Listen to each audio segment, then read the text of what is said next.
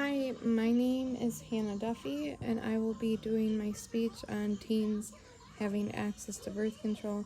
I'm having an issue standing up because I have a tear in my quadricep, and I can provide the work note that says that I can't stand for long periods of time. Today, I will be discussing minors should be offered birth control options without consent from their parents. In Canada, they are allowing minors to receive sexual health services without the consent of their parents. It is having an effect on pharmacy companies because most minors are unable to afford birth control medications. Becoming a young parent at 19 has made things hard for me. While I'm still considered an adult in the eyes of the state, I'm still considered a teenager. Everyone in my high school class was getting pregnant and dropping out. The hardest part was not being able to get birth control without my parents' consent. I was using birth control for about 3 years prior to getting pregnant, so would indicate that I was 16 when I started having sex. It was hard because I wasn't well educated because I was afraid to have that conversation with my mom.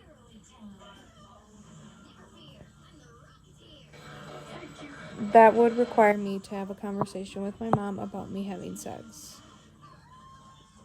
Teens should be able to have access to sexual health services such as birth control without their parents' consent. I will be providing facts on how teens should be educated on birth control and have the option to purchase if they so choose to. This is an important topic because safe sex practice can decrease the amount of teen pregnancies and sexually transmitted infections, which could potentially save lives. Minors should be offered birth control options without consent of their parents. I found a statistic that I will include at the bottom from the CDC that shows the rate of teen pregnancies has decreased throughout the years because minors are starting to have safe sex. In Canada, they are allowing minors to receive sexual health services without their parents. My first main point is in the last 30 years, there are 23 different states that allow minors to access birth control without the consent of their parents. This is only about half of the United States. Parental consent should be not relevant to whether teens receive sexual health information or resources. Some teens do not want to have that conversation with their parents because they're afraid they're going to be judged. Protecting minors is the most important thing that we can do as healthcare providers because if they trust us, they will talk to us and they won't shut down, which is important because we want them to stay safe and start having safe sex if they so choose to. State consent laws are starting to involve teens that are 12, little as young as 12 to 17. This is important because teens are starting to hit puberty and they are becoming more curious about having sex and want to try things out. Next, I will be discussing how minors should be able to purchase birth control is having a negative effect on pharmacists, which is why we need to increase government funding. Allowing minors to have access to birth control is having an effect on pharmacy companies due to the fact that minors are unable to purchase it. Teens should be educated on the costs of birth control while receiving education on the benefits that it may have for them. As a society, we're deciding when teens should be having sex. And considering that under the age of 18, they are not considered an adult. One quote that I found from Mosby 10, 2018 was in North Carolina. Any minor should be given effective consent by a licensed physician to practice medicine in the state of North Carolina for medical health services for the prevention and diagnosis and treatment of pregnancies, STDs. The physician shall not notify the parent legal guardian, parent standing as local parenthesis, or a legal custodian other than the parent when granted specific authority in a custody order to consent to medical or psychiatric treatment without the consent of a minor. We need to increase federal funding so we can allow teens to be able to have these resources. because many teens are not working. Another point is in Canada, they are allowing teens to have access to birth control without the consent of their parents. Canada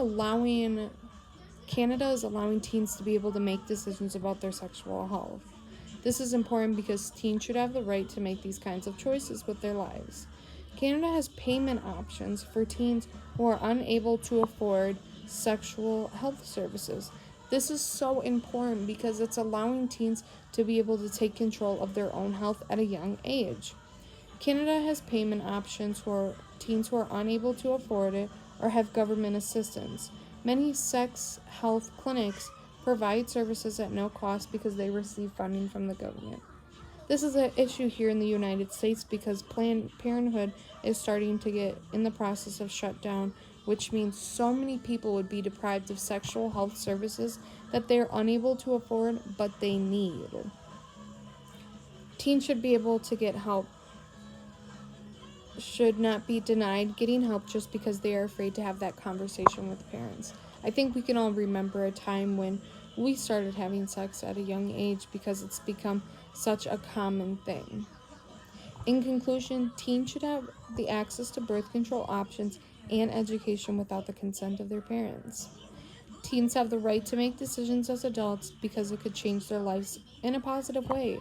Treating STIs right away is the forefront because it could save a life. In the last 30 years, only 23 states in the United States have allowed minors to receive birth control options without the consent of their parents.